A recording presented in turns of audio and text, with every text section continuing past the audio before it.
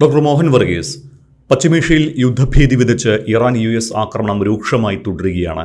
ഇറാനുമായി ധാരണയിൽ എത്തിയില്ലെങ്കിൽ അടുത്തയാഴ്ച മുതൽ US വ്യോമാക്രമണം കൂടുതൽ ശക്തമാക്കുമെന്നാണ് അമേരിക്കൻ പ്രസിഡന്റ് ഡൊണാൾഡ് ട്രംപിന്റെ അവസാനത്തെ മുന്നറിയിപ്പ്. ഫോക്സ് ന്യൂസിന് നൽകിയ പ്രത്യേക അഭിമുഖത്തിൽ ട്രംപ് പറഞ്ഞത് ഇങ്ങനെയാണ്. അതായത്, അടുത്തയാഴ്ച അവർക്ക് കാര്യങ്ങൾ വളരെ ദയനീയമായിരിക്കും.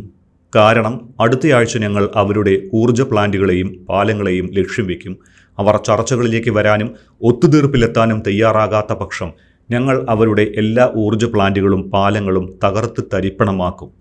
ഇറാനെതിരെ അമേരിക്കൻ സൈന്യം തുടർച്ചയായ 4ാം ദിവസവും ശക്തമായ ആക്രമണം നടത്തിയ ശേഷമാണ് ട്രംപിൻ്റെ ഈ ഒരു കടുത്ത പ്രസ്താവന വന്നത് എന്നത് ശ്രദ്ധേയമാണ്. അപ്പോൾ ഇനിയുള്ള ദിനങ്ങൾ നിർണായകമാണ് എന്നാണ്. ഗൺ പോയിന്റ് ഡിപ്ലോമസി എന്ന് വേണമെങ്കിൽ പറയാവുന്ന രീതിയിലുള്ള പ്രയോഗങ്ങളാണ് ഇപ്പോൾ നടന്നുകൊണ്ടിരിക്കുന്നത്.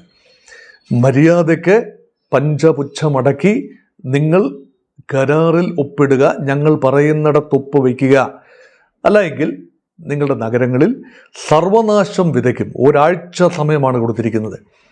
ഇത് പല ആവർത്തി പറഞ്ഞിട്ടുള്ള കാര്യമാണ്. വീണ്ടും ഒരിക്കൽ കൂടി ഡൊണാൾഡ് ട്രംപിൻ്റെ നാവിൽ നിന്നും ഇതേ തരത്തിലുള്ള പ്രസ്താവന വന്നിരിക്കുന്നു കഴിഞ്ഞ ദിവസം. ഇപ്പോൾ പറഞ്ഞിരിക്കുന്നതിൻ്റെ വ്യത്യാസം, ഇനിയിപ്പോൾ ഞങ്ങൾ സൈനിക കേന്ദ്രങ്ങളിലാവില്ല ആക്രമണം നടത്തുന്നത്. ഞങ്ങൾ ജനവാസ മേഖല ഉൾപ്പെടുന്ന പ്രദേശങ്ങൾ, അതായത് ഊർജ നിലയങ്ങൾ, അടിസ്ഥാന സൗകര്യങ്ങൾ, റോഡുകൾ, പാലങ്ങൾ എന്നിങ്ങനെ അത്യാവശ്യം ജനജീവിതവുമായി ബന്ധപ്പെട്ട എല്ലാ ഇടങ്ങളിലേക്കും ഞങ്ങളുടെ ആക്രമണം വ്യാപിക്കാൻ പോവുകയാണ്. അടുത്ത ഒരാഴ്ച കഠിനമായ ആക്രമണത്തിന് തയ്യാറെടുത്തുകൊള്ളൂ. അതൊഴിവാക്കണമെങ്കിൽ ഞങ്ങൾ പറയുന്നത് പോലെ തന്നെ ഹോർമൂസ് തുറന്നിടുക, ഞങ്ങൾ പറയുന്ന രീതിയിൽ കരാറിന് തയ്യാറാവുക. ഇതാണ് ട്രംപിൻ്റെ ഭാഷ്യം. അപ്പോൾ നോക്കൂ, ആരോടാണ് യുദ്ധം? ഇറാനിയൻ ഗവൺമെൻറ്റിനോടാണോ? ഇറാൻ്റെ IRGCയോടാണോ? അതോ ഇറാൻ്റെ സായുധ സേനകളോടാണോ? ഇറാൻ്റെ പ്രോക്സികളോടാണോ? അതോ ഇറാൻ ജനതയോടാണോ യുദ്ധം? ഇതാണ് ചോദ്യം. അപ്പം ഇവിടെ ജനജീവിതവുമായി ബന്ധപ്പെട്ട സ്ഥലങ്ങളിലേക്ക് പാലങ്ങളും അതെങ്ങനെയാണ് യുദ്ധത്തിൻ്റെ ഭാഗമായി മാറുന്നത്? സൈനിക നീക്കം തടയുന്നതിൻ്റെ ഭാഗമായി പാലങ്ങൾ ആക്രമിക്കുന്നത് മനസ്സിലാക്കാം. കരയുദ്ധത്തിലേക്ക് പ്രവേശിച്ചാൽ ഒരു സൈന്യത്തിന് ഒരു പാലം നിർണായകമാകാം.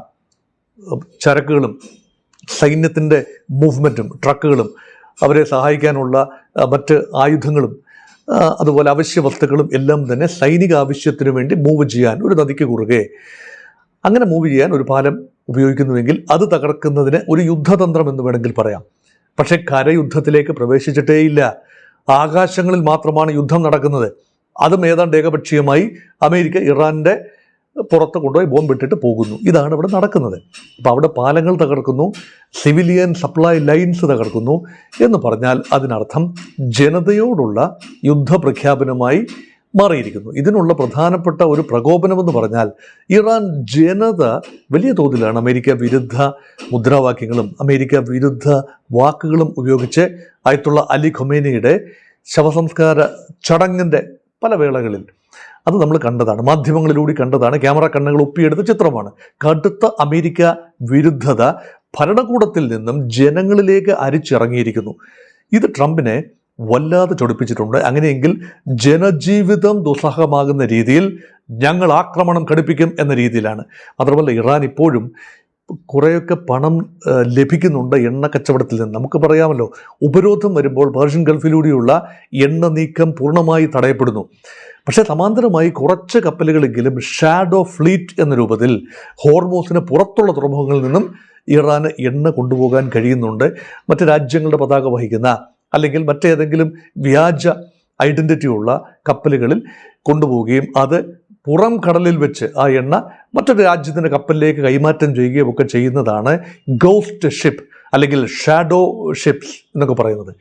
ആ രീതിയിൽ ഇറാൻ വലിയ തോതിൽ എണ്ണ ഇപ്പോഴും ഉപരോധ മധ്യേയും കടത്തുന്നുണ്ട്. അതൊഴിവാക്കാൻ വേണ്ടി അമേരിക്ക ഇപ്പോഴിതാ ഇറാൻ്റെ ക്രിപ്റ്റോ കറൻസികൾ അമേരിക്ക ഇപ്പോൾ നിരോധിച്ചിരിക്കുകയാണ്. അല്ലെങ്കിൽ അതിന് നേരെയും ഉപരോധം ഏർപ്പെടുത്തിയിരിക്കുന്നു. ഏതാണ്ട് $130 billion worth of crypto currency. കാരണം പേയ്മെൻറ്റ് നടത്തണമെങ്കിൽ യഥാർത്ഥത്തിൽ ഈ ബാങ്കിങ് സിസ്റ്റത്തിലൂടെ നടത്താൻ ബുദ്ധിമുട്ടാണ്. അതുകൊണ്ട് ക്രിപ്റ്റോ മെത്തേഡിലൂടെ ഒരു വളഞ്ഞ വഴിയിൽ ഇത് ചെയ്തിരുന്നു എന്നാണ് അമേരിക്ക കണ്ടെത്തിയിരിക്കുന്നത്. അങ്ങനെയെങ്കിൽ ഇറാന് ഒരു രീതിയിലും സാമ്പത്തികമായി മുന്നോട്ട് പോകാനൊക്കില്ല. ഇപ്പോൾ ചൈന ഇറാനിൽ നിന്ന് എണ്ണ വാങ്ങുന്നു.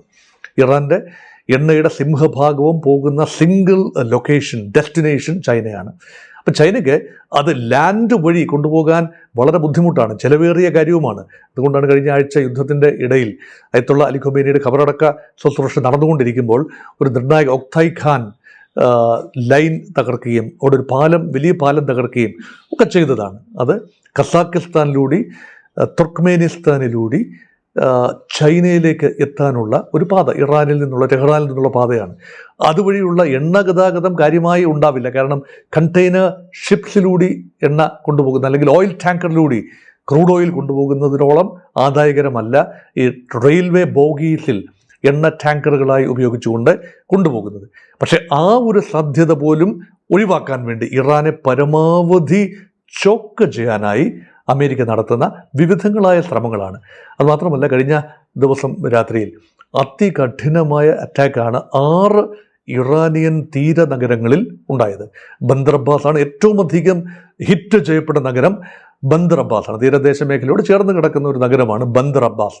അതുപോലെ തുറമുഖ നഗരങ്ങൾ, ഏതാണ്ട് എല്ലാ തുറമുഖ നഗരങ്ങളും, ദക്ഷിണ ഇറാനിലെ ഏതാണ്ട് എല്ലാ തുറമുഖ നഗരങ്ങളും, അതായത് പേർഷ്യൻ ഗൾഫിന് അഭിമുഖമായി, ഹോർമൂസിന് അഭിമുഖമായി സ്ഥിതി ചെയ്യുന്ന ഏതാണ്ട് എല്ലാ ഇടങ്ങളിലും, അതേപോലെ തന്നെ ഖിഷം ദ്വീപ്, ഇറാൻ്റെ കൈവശമുള്ള ദ്വീപുകളിൽ ഹോർമൂസിന് അഭിമുഖമായി നിൽക്കുന്ന ഏറ്റവും വലിയ ഇറാനിയൻ ദ്വീപാണ് ഖിഷം ഐലൻഡ്.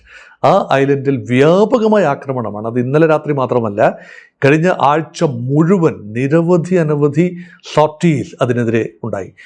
അതുകൊണ്ട് ഏതാണ്ട് 350-ലധികം സോർട്ടീസാണ്, അല്ലെങ്കിൽ അത്രയും സ്ഥലങ്ങളിലേക്ക് ആക്രമണം കഴിഞ്ഞ 4-5 ദിവസത്തിനുള്ളിൽ അമേരിക്ക നടത്തി എന്ന് പറയുമ്പോൾ ഇറാൻ്റെ സേനാ കേന്ദ്രങ്ങൾ മാത്രമല്ല, മിസൈൽ സിറ്റീസ് മാത്രമല്ല, അല്ലെങ്കിൽ ഡ്രോണുകളെ നിയന്ത്രിക്കുന്ന കേന്ദ്രങ്ങൾ മാത്രമല്ല ആക്രമണ വിധേയമായിരിക്കുന്നത്, സാധാരണ ഇടങ്ങളും ആക്രമണ വിധേയമായിരിക്കുന്നു. കൂടുതൽ സാധാരണ ഇടങ്ങളിലേക്ക് ഒരുപക്ഷെ ഈ സപ്ലൈ ലൈൻസ് എല്ലാം, ഇൻറ്റേർണൽ സപ്ലൈ ലൈൻസ് കട്ട് ചെയ്യുക എന്നതായിരിക്കാം ഒരുപക്ഷെ അമേരിക്ക ഉദ്ദേശിക്കുന്നത്.